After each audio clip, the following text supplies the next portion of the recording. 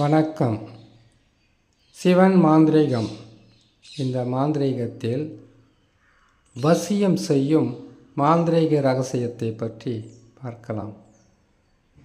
வசியம் என்னவே ஆண் பெண் வசியம், பெண் ஆண் வசியம், சர்ப வசியம், தொழில் வசியம், விலங்கு வசியம், வியாபார வசியம், குடும்ப வசியம், ஜனவசியம், தனவசியம், ராஜவசியம்.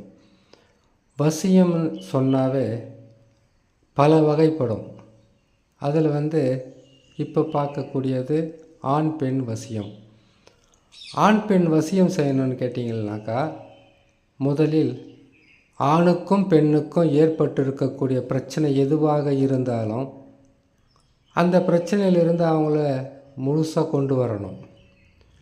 அது மட்டும் இல்லாமல் ஆண் பெண் குடும்ப பிரச்சனை, வாழ்க்கையில் ஏற்படக்கூடிய பிரச்சனை, பொருளாதாரத்தில் ஏற்படுற பிரச்சனை, இல்லை இருவருக்கும் ஏற்படக்கூடிய கருத்து வேறுபாடுகள், இது எதுவாக இருந்தாலும் ஆண் பெண் வசியம் செய்யும்போது சில விதிமுறைகள் இருக்குது. ஆண் பெண் வசியம் வந்துட்டாவே பிரிஞ்சிருக்கிறவங்களவே வசியம் செய்கிறது வேற. ஆண் பெண் வீட்டுக்குள்ளவே இருப்பாங்க, ஒருத்தரை ஒருத்தர் புரிந்து கொள்ள முடியாமல் ஒற்றுமை இல்லாமல் இருப்பாங்க. கணவன் பேச்சை மனைவி கேட்க மாட்டாங்க, மனைவினுடைய பேச்சை கணவன் கேட்க மாட்டார்.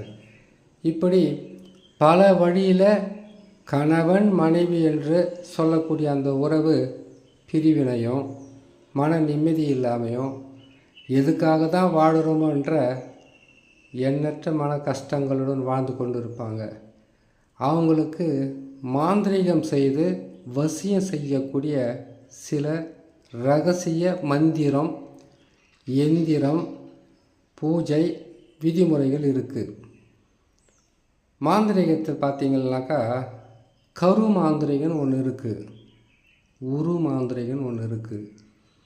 அதுக்கப்புறம் கேட்டிங்கனாக்கா கரு மாந்திரிகன்றது சகல பிராணிகளுடைய பித்துப்பை, பிச்சு, அதனுடைய குடல், அதனுடைய ஊன், இது எல்லாமே எடுத்து கருவாக உருவாக்குவது.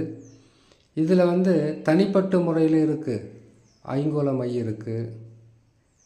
அதுக்கப்புறம் பார்த்திங்கன்னாக்கா உங்களுக்கு குழி தைலம் இருக்குது. பல வழியிலும் பல வகையான மையம் இருக்குது. இது எல்லாமே ஒரே நேரத்தில் பயன்படுத்தி வெற்றி காண்றதில்ல. இது எல்லாம் சேகரித்து வச்சுக்கிட்டு தான் நாம் மாந்திரீகத்தை செய்ய முயற்சி செய்யணும். இது மாதிரி இருக்கும்போது ஒரு ஆணுடைய ஃபோட்டோ, ஒரு பெண்ணுடைய ஃபோட்டோ இருந்தாவே வசியம் செய்திடலாம். எப்படி செய்யணும்னு கேட்டிங்கன்னாக்கா, வசியம் செய்யணும்னு நீங்கள் முடிவு பண்ணிட்டாவே வசியத்துக்கு உண்டான மந்திரங்களும், வசியத்துக்கு உண்டான எந்திரங்களும், அந்த எந்திரத்துக்கு உண்டான எழுத்துக்களுக்கு மை தடவுறதுக்கு உண்டான மையம், இது எல்லாமே நாம் தயார் நிலையில் வச்சுக்கிட்டு இருக்கணும். ஆண் பெண் வசியம் செய்யணும்னு கேட்டிங்கன்னாக்கா வெள்ளிக்கிழமை செய்யலாம், வியாழக்கிழமை செய்யலாம், புதன்கிழமை செய்யலாம், திங்கக்கிழமை செய்யலாம். வெள்ளிக்கிழமை செய்கிறது, புதன்கிழமை செய்கிறது, திங்கக்கிழமை செய்கிறது, வியாழக்கிழமை செய்கிறது, எந்த விதமான பிரச்சனையும் இல்லாமல் நல்ல நிலையில் நடக்கும். வளர்பிறையில் அப்படி இல்லைன்னு கேட்டிங்கன்னா அமாவாசை, பௌர்ணமி, இந்த நாளில் வசியம் செய்யலாம். வசியம் செய்யும்போது எப்பொழுதுமே வடக்கு திசை இல்லைன்னா கிழக்கு திசையை நோக்கி அமர்ந்து நாம் வசியத்துக்கு உண்டான வேலையை செய்ய ஆரம்பிக்கலாம். பிரிந்தவங்க யாராக இருந்தாலும் சரி, ஆண் பெண் வசியத்தில் வசியம் செய்கிறோமா, ஆணும் பெண்ணும் பிரிஞ்சிருக்காங்கன்னு கேட்டிங்கனாக்கா 2 பேருக்கும் ஒரே வசியம் வராது. ஆணுக்கு பெண் வசியம் இருக்குது, பெண்ணுக்கு ஆண் வசியம் இருக்குது. மாந்திரீகத்தில் தகடு தாயத்து, கரு மாந்திரிகம், உரு மாந்திரிகம் இருக்கிற மாதிரி ஏவல் வசியமும் இருக்குது. ஏவல் வசியம், அதுக்கப்புறம் பார்த்திங்கன்னாக்கா மோகினி வசியம், இப்படியெல்லாம் பல வசியம் இருக்கும்போது நாம் செய்யக்கூடியது பிரிந்த ஆண் பெண் ஒற்றுமை இல்லாத ஆண் பெண், பல வருஷமாக ஒருவரை ஒருவர் பிரிஞ்சு வாழ்ந்துக்கிட்டு இருக்கக்கூடிய இவங்களுக்கு வசியம் செய்கிறதுக்கு வெள்ளிக்கிழமை, புதன்கிழமை, வியாழக்கிழமை, திங்கக்கிழமை எடுத்துக்கலாம். அமாவாசை, பௌர்ணமி இந்த நாளில் ஒரு அரிசி மாவு எடுத்துக்கலாம். வசியம் செய்யணுன்னு கேட்டால் உளுந்து மாவு தான் அதிகமாக எடுப்பாங்க. இந்த மாவை எடுத்து ஒரு உருவ பொம்மையை செய்து அந்த உருவ பொம்மைக்கு கேட்டிங்கன்னாக்கா வசியத்துக்கு உண்டான வசி மசி, மசி வசி, வசி மசி, மசி வசி என்ற மந்திரத்தை 1008 உரு போட்டு இதே மந்திரத்தை எழுத்தால் செம்புத்தகடு, காரியத்தகடு, மொரித்தகடு, இரும்பு தகடு, அதுக்கப்புறம் கேட்டிங்கன்னா கோல்டு தகடுன்னு ஒன்று வரும். இதில் செம்புத்தகடும் தாமரை தகடும் கோல்டு தகடு இது மூணுமே வசியம், மோகனம், ஆகர்ஷணம் இது எல்லாமே செய்து முடிக்கலாம்.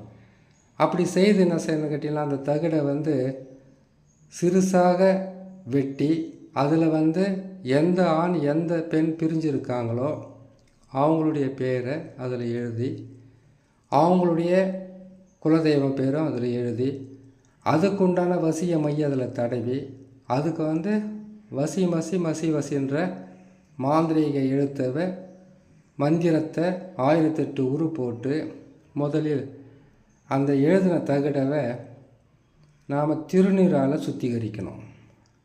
அதுக்கப்புறமா பன்னீரால் சுத்திகரிக்கணும். அதுக்கப்புறமா மஞ்சள் நீரால் சுத்திகரிக்கணும். சுத்திகரிக்கும் போது இந்த மந்திரத்தை நாம் உரு போடணும். 1008 உரு போட்டு வடக்கு திசை அல்லது கிழக்கு திசை. செய்யக்கூடிய நாள் வெள்ளிக்கிழமை, புதன்கிழமை, வியாழக்கிழமை, திங்கக்கிழமை சொல்லியிருக்காங்க. அதிகாலையில் பிரம்ம முகூர்த்தத்தில் செய்யலாம், இல்லைன்னா நல்ல நேரத்தில் எப்போ வேணாலும் செய்யலாம். இதை செய்து அவங்களுக்கு கேட்டிங்கன்னாக்கா ஒரு தாயத்தில் தகடை போட்டு அடைச்சி அதுக்கு குங்குமம், மஞ்சள், திருநீர் இது எல்லாம் அபிஷேகம் செய்து அதுக்கு பிறகு என்ன பண்ணணும் கேட்டிங்கன்னாக்கா ஜவ்வாது, புணுக்கு, கஸ்தூரி, வாசனை திரவியம், முக்குடல் வாசனை திரவியங்கள்லாம் போட்டு மந்திரத்தை சொல்லி அது கற்பூரத்தை தீவார்த்தனை காட்டி அதை தகடை மடித்து ஒரு தாயத்தில் போட்டு ஆண் பெண்ணுக்கு வசியத்துக்காக கொடுத்தோம்னாக்கா அவங்க பிரிஞ்சிருந்தாலும் சரி, ஒரு வீட்டிலிருந்து ஒருத்தருக்கு ஒருத்தர் புரிஞ்சிக்காமல் இருந்தாலும் சரி, அவங்களுக்குள்ள வசியம் ஏற்பட்டு மன நிம்மதியும் சந்தோஷமும் பெற்று நிம்மதியாக இருப்பாங்க.